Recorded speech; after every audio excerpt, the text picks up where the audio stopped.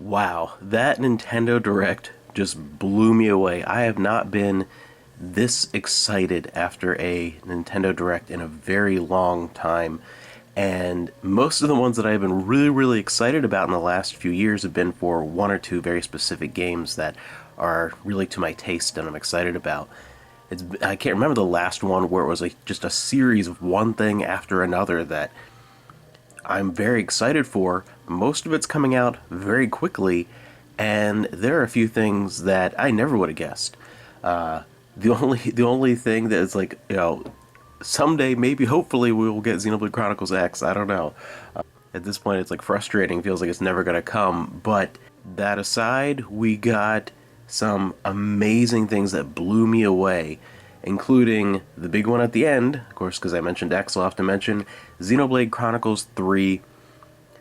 More than just like confirmed and teased, which is what I thought it was going to be at this point. We saw a whole bunch that really showed off what the style and tone of this one is going to be, and it truly is looking like a meld of Xenoblade Chronicles 1 and 2.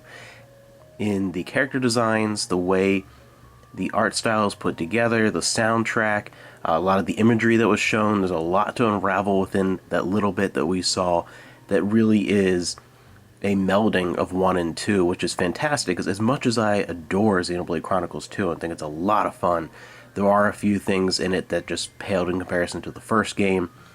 Torna really fixed a lot of those issues that I had with it, but at the same time, those are, Xenoblade Chronicles is my favorite game of all time. Xenoblade Chronicles 2 is still, up there as one of my favorites, so I'm really happy to see a great melding of the two is going to happen, and I think this could be one of the best Xeno games yet. Even going back as far as Gears and the Saga trilogy and things, I think Xenoblade Chronicles 3 really has the potential to be one of the best in that entire franchise. Really up there. And it's coming out in September, which is sooner than I thought by a little bit. I was thinking more November, December, if not pushed back till next year. So, wow. I know what I'm doing this fall for a very long time. I'm completely blown away. It looks amazing. I'm very excited. And then there was just an overload of classic Square, like real old school SquareSoft games from Super Nintendo and the PS1. Like 90s Square is my favorite company for video games, like ever. In the 90s, they were on fire. And we got a whole bunch coming out this year, and ones that I was not expecting.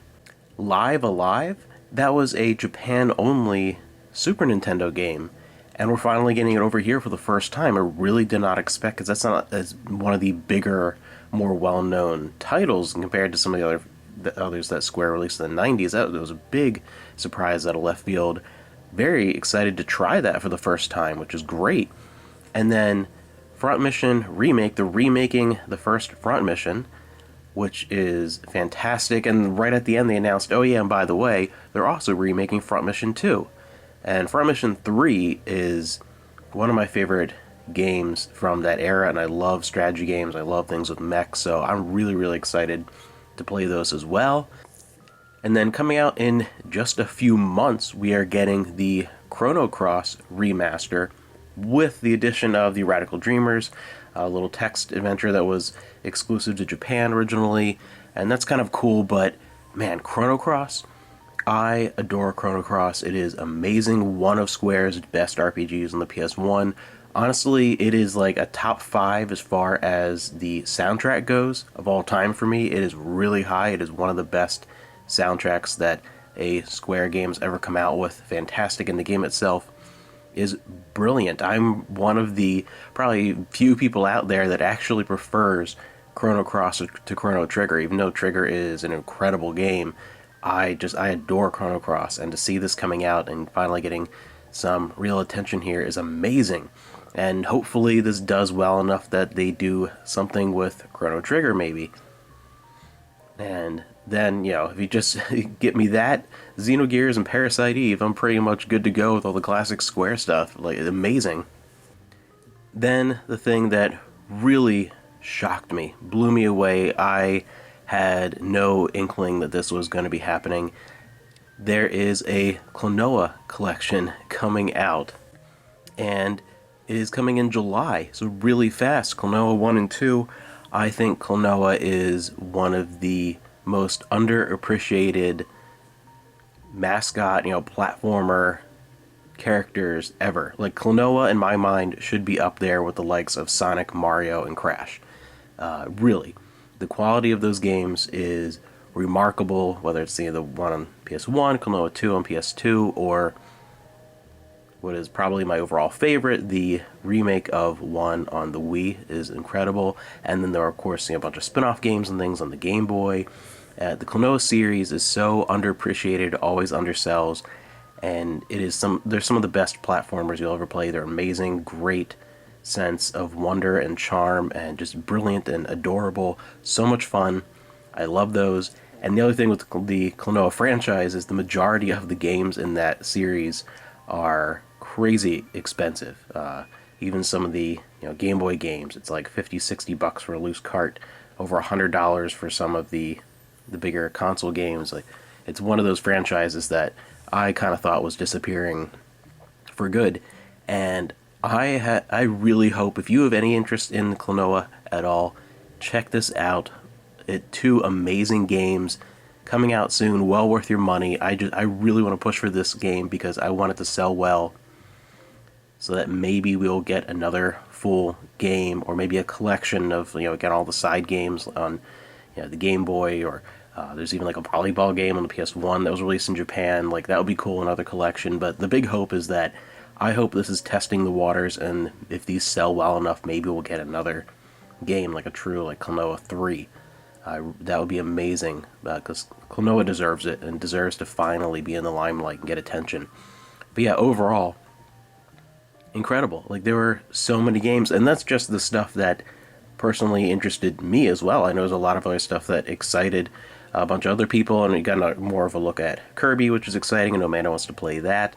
Splatoon 3 is coming out a lot sooner than I thought, so that's pretty fascinating. Mario Strikers, I know, is a popular thing to come back. A new version of Wii Sports is coming to the Switch, and there's going to be 48, I think it was, off the top of my head, new tracks coming in the next few years to Mario Kart 8, all as like DLC and whatever. And I'm curious if that is going to be kind of in place of a true Mario Kart 9, or a new Mario Kart game is going to be so radically different that this is just a side thing. Who knows what they're going to do, but interesting to see that. So overall, this is for me, one of the best directs I've ever seen. It is really up there as one of the top ones. I can't believe the number of classic Square games that are going to be coming out in short succession, like just really fast. A whole bunch of amazing games, and particularly in a world where it's harder to get a lot of these older games, and they become really expensive. This is what I want to see come to a lot of these modern systems, is an accessible way to play a lot of these classic games. But yeah, the classic Square stuff is amazing, but Klonoa and Xenoblade Chronicles 3 are the two big takeaways for me from this. Amazing. I'm so happy to finally really see Xenoblade Chronicles 3, and I'm going to watch that first trailer I don't know how many times, and pick it apart and look through the whole thing. I'm very, very excited.